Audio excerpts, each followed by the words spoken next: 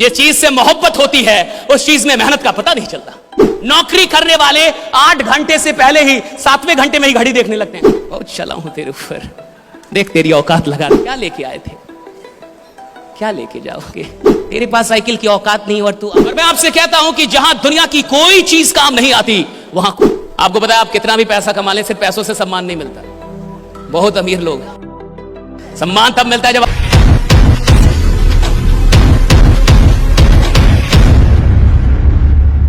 देखिए आप फ्री की सफलता चाहते हैं।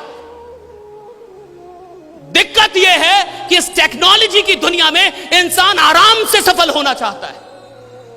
और एक बात हमेशा याद रखिएगा, अगर आप कोई भी चीज आराम से प्राप्त करना चाहते हैं यानी आप प्राप्त करना ही नहीं चाहते हैं, राइट? अगर कोई भी चीज आप आराम से हासिल करना चाहते हैं यानी आप हासिल करना ही नहीं चाहते।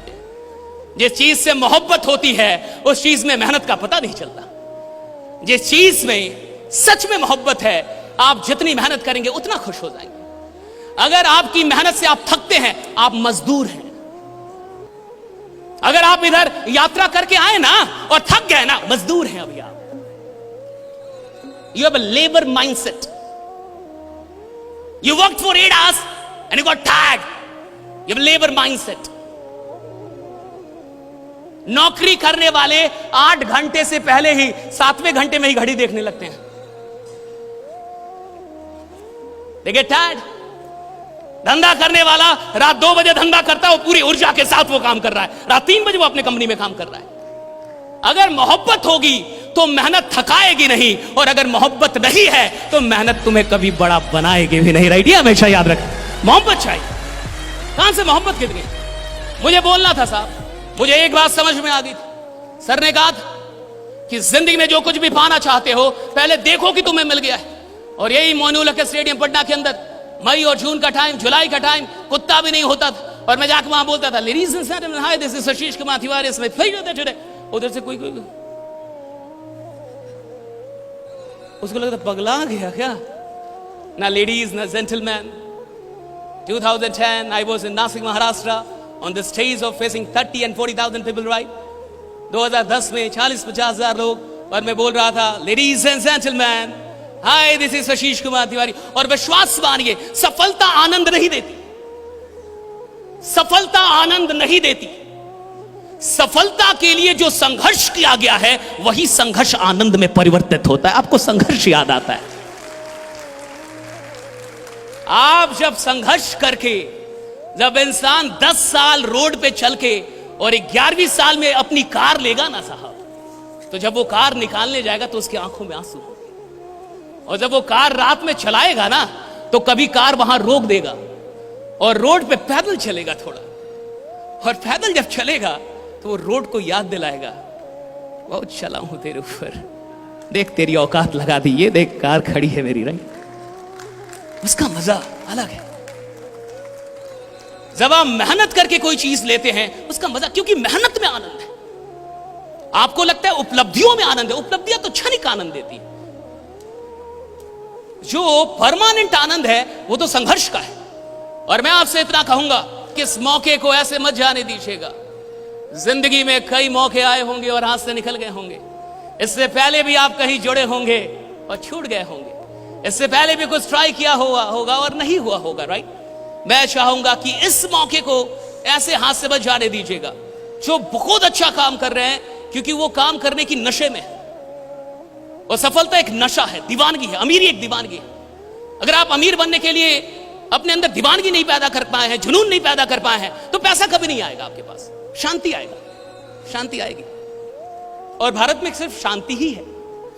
क्या लेके आए थे, क्या लेके जाओगे?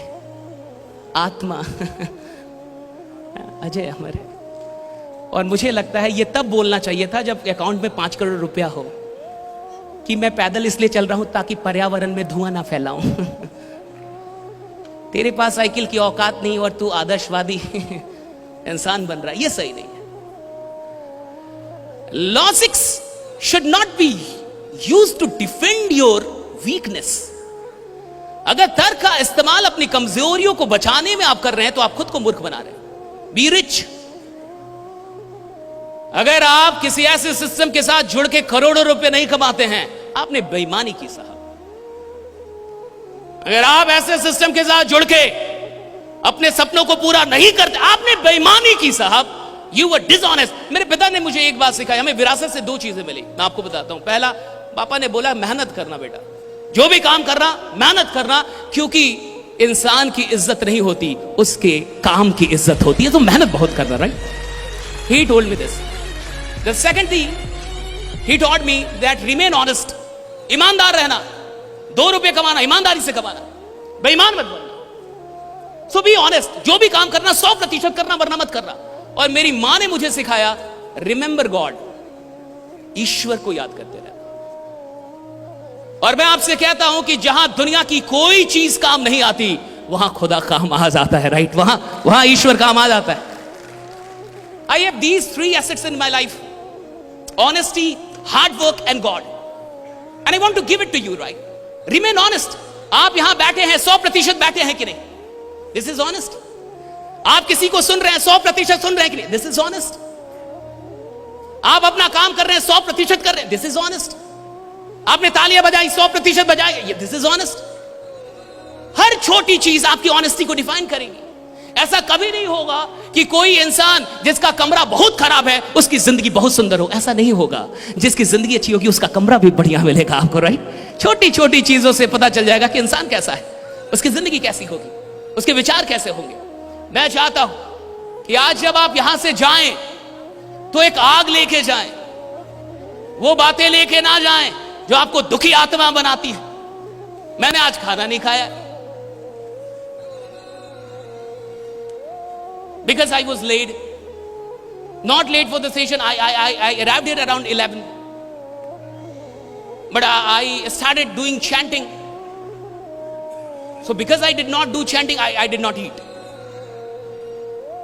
तो अगर आप सच में यहां से कुछ लेके जाना चाहते हैं तो इस बात को लेके जाइए कि आज ये मंच और ये ऑडिटोरियम का मैं सिर्फ एक हिस्सा हूं। आज इस ऑडिटोरियम में मैं कौन हूं शायद लोग नहीं जानते। आज इस ऑडिटोरियम में मुझे हर इंसान नहीं पहचानता, लेकिन अगर मैं सच में लीडर हूं तो आने वाले इस 8 महीनों में, जब तक कि ये साल समाप्त नहीं होता, यानी उससे पहले, मैं कुछ ऐसा करूंगा कि ऐसे ऑडिटोरियम का हिस्सा नहीं रहूंगा, कारण रहूंगा, पहचान रहूंगा, उसकी पहचान बनूंगा। राइट, मैं यहां रहूंगा। आप में से कितने लोग सच में मंच पे आना चाहते हैं और मंच की जिंदगी जीना चाहते हैं? आपको पता है, आप कितना भी पैसा कमा लें, सिर्फ पैसों से सम्मान नहीं मिलता। बहुत अमीर लोग, सम्मान तब मिलता है जब आप लोगों के लिए काम करें।